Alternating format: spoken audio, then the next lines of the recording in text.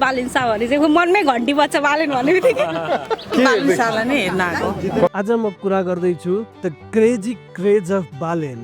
अहिले हाम्रो देश बालेनमय भएको छ। जताततै बालेन बालेन बालेन। चाहे तपाईँ फेसबुक खोल्नुहोस्, इन्स्टाग्राम खोल्नुहोस्, टिकटक खोल्नुहोस्, सबैतिर हामीले के देख्छौँ भन्दा बालेन बालेन बालेन। एकचोटि यो ज्याकेट हेर्नुहोस् है त। के यो ज्याकेट हेर्दा तपाईँलाई केही कुनै मान्छेको याद आउँछ? सही, तपाईँले सही चिन्नुभयो। यो बालेन लगाउने ज्याकेट अहिले सबैभन्दा फेमस ज्याकेटको रूपमा रहेको छ। र यो गाडी हेर्दा केही याद आउँछ तपाईँलाई? यो त्यही गाडी हो जसको अलिकति विवाद बालेनमाथि परेको थियो। यो 8 करोडको गाडी भन्छन् कसैले, कसैले यो 4.5 करोडको गाडी, त कसैले 4 करोडको गाडी भन्छन्। कहाँबाट आए के आए भन्छन्। तर त्यसमा मैले अलिकति फरक प्रसङ्ग एकजनाले उठाएको देखेको थिएँ, जुन चाहिँ मलाई पर्सनल्ली भन्दा एकदमै राम्रो लागेको थियो। सोही गाडी युएसमा, युकेमा र इन्डियामा भनियो भने नेपाली रुपैयाँको हिसाबले 1 करोडदेखि 1.5 करोडको बिचमा पर्छ। जबकि नेपालमा या 4 करोड या भनौँ 4.5 करोड या भनौँ 8 करोड किन परिरहेको छ त? यसकोतिर चाहिँ हामीले कहिले ध्यान दिने त? के नेपाली जनताले चाहिँ जहिले पनि सबै कुरा महँगोमै खरिद्नु पर्ने? बालेनले अहिले आफ्नो चुनावी प्रक्रिया जोडले गरिरहेका छन्। या यो भनौँ बालेन अहिले कहीँ न कहीँ ब्रान्ड एम्बेसडर बनेका छन् राष्ट्रिय स्वतन्त्र पार्टी रासपाको। जहाँनिर रवि लामिछाने चाहिँ अहिले ब्याक सिट लिएका छन् भने फ्रन्ट सिटमा चाहिँ बालेन, जताततै बालेन नै बालेन देखिरहेका छौँ हामी। बालेनले आफ्नो दलगत चुनावको प्रक्रिया सुरु गरेका छन् जनकपुरबाट होइन, जहाँनिर चाहिँ उनले करिब 10 मिनट भनौँ न बोलेका थिए, जहाँनिर एड्रेस गरेका थिए। त्यसपछि बालेन सिधै झापा जान्छन्, जहाँनिर आफ्नो उम्मेदवारी दिन्छन् अहिले। अनि बालेन जहाँ पनि जाँदैछन् बालेनको सपोर्टर हामीले त्यति नै देख्दैछौँ। चाहे बालेन झापा गए, धरान गए, पूर्व मेचीदेखि पश्चिम महाकाली सबैतिर घुमिरहेका छन् र जताततै हामी बालेन नै बालेन देखिरहेका छौँ। र तपाईँलाई थाहा छ यो जुन बालेनको हामी एउटा एक प्रकारको वेशभूषा देखिरहेका छौँ, यसलाई चाहिँ एउटा भिजुअल आइडेन्टिटी भन्न सक्छौँ होइन हामीले, जसले चाहिँ बालेनले ट्रिक गरिरहेका छन् होइन। यदि तपाईँहरूमध्ये धेरैजनाले रेस्लिङ हेर्नुहुन्छ भने चाहिँ रेस्लिङमा चाहिँ जोन सेनाको स्टाइल यदि भन्ने हो भने यो अलिकति हाफ प्यान्ट टाइपको होइन, जहाँ एउटा भेस्ट अनि त्यसपछि एउटा क्याप र एउटा सिक्री। यदि हामीले यो भिजुअल आइडेन्टिटी देख्यौँ भने चाहे जोसुकैले लगाएको होस्, हामी एकचोटि त दिमागमा आउँछ कि यो जोन सेना हो। त्यस्तै बालेनको अहिले भिजुअल आइडेन्टिटी बन्दै गइरहेको छ। तल एउटा ट्र्याक, माथि एउटा ज्याकेट र त्यसपछि एउटा कालो चस्मा र ढाका टोपी। यो भिजुअल आइडेन्टिटीले चाहिँ हामीलाई एक्चुअलमा भन्यो भने साइकोलोजिकल लेभलमा चाहिँ धेरै नै फरक पार्छ होइन। कि हामीले चाहिँ दिमागमा एउटा कुरा बारम्बार हेरेको गर्छौँ भने हाम्रो दिमागले चाहिँ त्यो कुरालाई चाहिँ फेमिलियर मान्दै एकदम छिटो रिकगनाइज गर्छ। जुन चाहिँ अरू नेताहरूले हामीले खास गरी देखिरहेका छैनौँ। चाहे अब म ठुलै नेताहरूकै नाम लिन्छु होइन, चाहे गगन थापा भए, चाहे यतातिर भनौँ न रासपाकै अमरेश सिंह भए, नत्र अरूको KP Oli for that matter होइन। उनीहरूको चाहिँ भिजुअल आइडेन्टिटी कुनै खास हुँदैन होइन, तर बालेनले चाहिँ आफ्नो भिजुअल आइडेन्टिटी चाहिँ धेरै ध्यानले युज गरिरहेका छन्।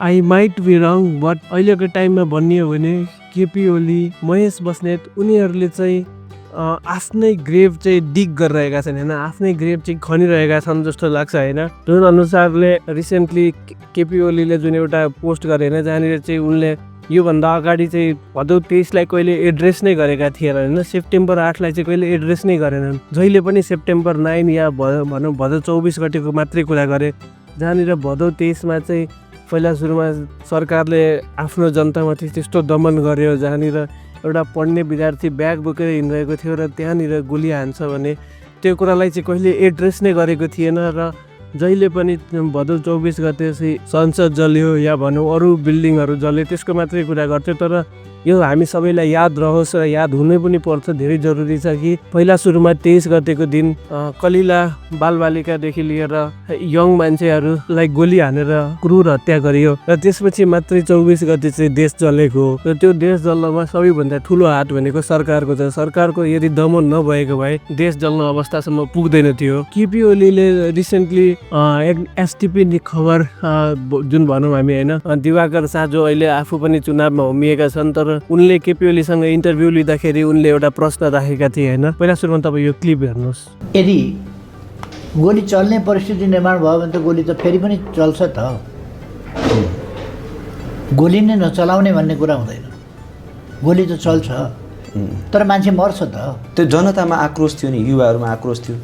कसले भने? जहाँनिर चाहिँ उनले क्लियरली मेन्सन गरेका छन् कि जनता आक्रोशित भएका थिए र त्यो कारणले गर्दाखेरि चाहिँ यस्तो हुन पुगेको थियो। जबकि उनले चाहिँ भन्छन् कि फेरि पनि गोली चल्न सक्छ। यदि यस्तो मान्छे फेरि पनि नेपालको प्रधानमन्त्री बन्यो भने कसरी हाम्रो देश सुखी रहला त, कसरी चाहिँ जनता सुखी रहला त? हम मधेसका बेटा है भने एउटा कुरा हुन्छ, हम मधेसका छाउरा है भनेपछि छाउरा भने के हो त भन्नु भन्नुहोस्। महेश बस्नेतले अहिलेसम्म जुन टिक्का टिप्पणी गरेका छन्, जुन बालेनलाई छाउरा भनेर होइन, अब यो बालेनलाई छाउरा भन्दा पनि उनले पुरै मधेसलाई नै पोक गरेका हुन् र यसमा चाहिँ पुरै मधेसको जनता चाहिँ सतर्क हुन एकदम जरुरी छ होइन।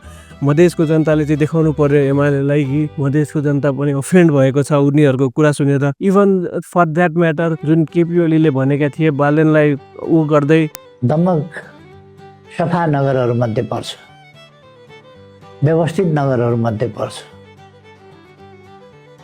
यो महोत्तरी धनुषा जस्तो अवस्थामा होइन, त्योभन्दा धेरै एडभान्स छ, सफा सुग्घर बेग्लै छ।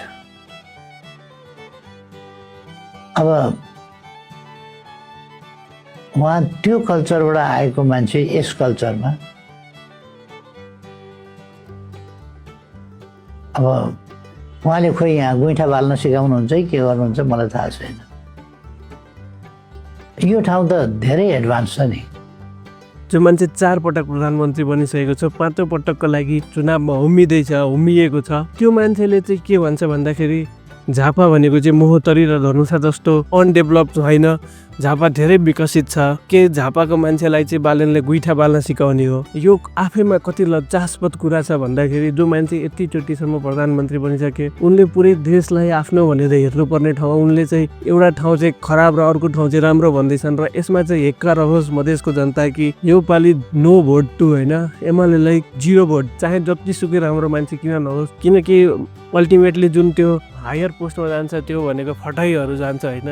होला तपाईँको लोकलमा कुनै मान्छे होलान् जो एकदम राम्रो होलान्, तपाईँको काका मामा चाचा चाची होइन, नाना मामा सबै राम्रो होलान्, तर यो पालि नो काका नो मामा नो चाचा, जसले देश बनाउँछ उसलाई भोट दिनुहोस्। काका मामा नानाले गरेर देश धेरै नै बिग्रिसकेको छ, उनीहरूलाई भोट दिने चक्करमा धेरै नै बिग्रिसकेको छ। भर्खरै 1-2 दिन अगाडि हाम्रो मार्टियर्स डे रहेको थियो, जहाँनिर चाहिँ हामीले आफ्नो इनिसियल 4 जना मार्टियर्सको बारेमा चाहिँ धेरै नै सम्झिन्छौँ। तर यो पल्ट चाहिँ हामीले खास गरी दुःखद थियो होइन हाम्रो लागि। हामीले चाहिँ भनौँ 23 र 24मा हाम्रो जुन नयाँ जेनजी ग्रुपका स्पेसली भन्नु होइन, जसले चाहिँ आफ्नो देशको लागि प्राण गुमाए, उनीहरूलाई सम्झिनै पर्ने थियो। र हामी आशा पनि गर्छौँ कि आगामी दिनमा चाहिँ कोही पनि अब देशको लागि शहीद हुनु नपरोस्, मार्टियर्स बन्नु नपरोस्। र यसको लागि भए पनि तपाईँले चाहिँ भोट भनेको परिवर्तनको लागि दिनुपर्छ। तपाईँले अब भोट आफ्नो यो पालि तपाईँले देखाउनु पर्यो। त हुनसक्छ तपाईँको बा आमाले भोग्नुभयो होला, इभन फर द्याट म्याटर बा आमा तपाईँहरूको बा आमाले भोग्नुभयो होला, या त तपाईँहरूको दाजुभाइ दिदीबहिनीहरूले भोग्नुभयो होला। तर अब तपाईँहरूको छोराछोरी या भनौँ नाति नातिनालाई भोग्नु पर्ने चाहिँ नबनाइदिनु होला। यो एकदम हम्बल रिक्वेस्ट छ सबैजनालाई। अब म बालेनको क्रेजको कुरा गर्दै थिएँ र बिचमा म धेरै भट्किएँ, मलाई थाहा छ। तर अहिलेसम्म बालेन कता कता गएर कहाँ भनियो भने कालीकोट, दैलेख, सुर्खेत, बाँके, बर्दिया, कैलाली, कञ्चनपुर, डडेलधुरा, बैतडी, दार्चुला, बजाङ, बाजुरा, अछाम, डोटी, नेपालगञ्ज, गुलरिया, मणिपोखर, मधुवन, राजपुर, विराटनगर, दमक, इलाम, ताप्लेजुङ, तेह्रथुम, सङ्खुवासभा, धनकुटा। अहिलेसम्म बालेन जहाँ पनि गएका छन् सबैतिर बालेन मात्रै भइरहेको छ। र अहिलेसम्म बालेनले हालेको केही पोस्ट जुन चाहिँ एकदम इन्ट्रेस्टिङ होइन, जुन चाहिँ एउटा त आफ्नो भोट आफ्नो उम्मेदवारी दिन जानु अगाडिको झापा 5 आइकोनिक भइ नै हाल्यो। त्यसपछि उनले पाथिभारा गएर चाहिँ एउटा पोस्ट हाल्दाखेरि चाहिँ यो पोस्टलाई चाहिँ धेरै नै महेश बस्नेतले क्रिटिसाइज गरेका थिए। र सबैको एउटै धर्ममा पनि होइन, आफ्नो आफ्नो मान्यता हुन्छ, कम्युनिटीको आफ्नो छुट्टै मान्यता हुन्छ होइन, त्यसलाई चाहिँ हामीले रेस्पेक्ट गर्छौँ होइन। हामीलाई बच्चैदेखि के पढाइएको छ भने नेपालमा चाहिँ धेरै विभिन्न जात जातिका मानिसहरू बस्छन् र हामी सबै केमा बिलिभ गर्छौँ भन्दा युनिटी इन डाइभर्सिटी होइन, अनेकतामा एकतामा हामी बिलिभ गर्छौँ होइन। र त्यसमा चाहिँ त्यस्तो टिप्पणी गर्नु होइन र कुनै पनि मान्छेको प्यारेन्ट्स बितेको छ उसलाई लिएर चाहिँ मजाक बनाउनु यो कतिको राम्रो हो एउटा नेताले गर्नुपर्ने कुरा होइन। त्यो तपाईँहरूले नै चुनावमा हेर्नुहुनेछ होइन। त्यसपछि एउटा बालेनको आइकोनिक पोस्टको कुरा त गर्नै पर्छ होइन। सुदूर अब दूर नाइ झिकै झिकै माया तमलाई। यो चाहिँ बालेन सुदूरपश्चिम घुम्न गइरहेको बेला बिच सडकमा लिएको एउटा फोटो थियो होइन, जहाँनिर यसो हेर्दाखेरि हिउँले ढाकिएको पहाड होइन एकदम राम्रो देखिरहेको छ। र आशा गर्छौँ कि जसरी बालेन अहिले नेपाल टुरमा छन् त्यसरी नै यदि बाई चान्स प्रधानमन्त्रीसम्म बन्यो भने यसरी नै पुरै नेपाल घुम्छन् र पुरै नेपालीको समस्यालाई हेर्छन् र समाधान पनि गर्ने कोसिस गर्छन्। अर्को भनेको बजाङ बाटी बाजुरा जान लागेको छु, बढी मालिका माताले सबै कि आशिष दिउन्। बाजुराको रासपाको उम्मेदवार उनको कुरा अहिले मेरो फेसबुकमा धेरै नै आइरहेको हुन्छ र त्यो हेरेर चाहिँ म एकदम खुसी भएको छु होइन। जुन अनुसारले उहाँले चाहिँ भनौँ न इलेक्सन क्याम्पेनहरू गरिराख्नु भएको छ या भनौँ जुन जागरुक गराइराख्नु भएको छ जनतालाई, त्यो एकदम राम्रो छ। र लास्टमा यसको कुरा चाहिँ गर्नैपर्छ होइन। म अहिले तपाईँहरूलाई घर घरमा रोजगार दिन्छु भन्न सक्दैन है, फेरि सबैलाई पैसा दिन्छु भन्न सक्दैन, यहाँ उद्योग खोलिदिन्छु कल कारखाना खोलिदिन्छु पनि भन्दैन। कर्णालिका सुइना अब हम्मा सुइना। सो अहिले चाहिँ बालेन एक्चुअलीमा भन्दाखेरि मैले भिडियो रेकर्ड गर्नुन्जेलसम्म चाहिँ बालेनको चाहिँ कर्णाली टुर चाहिँ क्यान्सल भएको थियो। अलिकति उनीसँग गएका केही मानिसहरू चाहिँ बिरामी परेको हुनाले होइन फर्किनु परेको थियो र सायद अलि दिनमा फेरि पनि बालेनले रिज्युम गर्छन् जस्तो मलाई लाग्छ। मैले यही मानेको छु। र यसरी जसरी अहिले बालेनले चाहिँ पुरै देश घुमेर चाहिँ देशको समस्या बुझ्नेदेखि लिएर गरिरहेका छन्, हामी आशा गर्छौँ जब उनी पावरमा आउँछन् यसरी नै देश पुरै घुम्दै देशको जनतालाई देशको सबै कुरालाई ध्यान दिनेछन्। हस् त तपाईँको भोट योपालि परिवर्तनको लागि हुनुपर्छ र परिवर्तन हाम्रो देशले खोजेकै छ।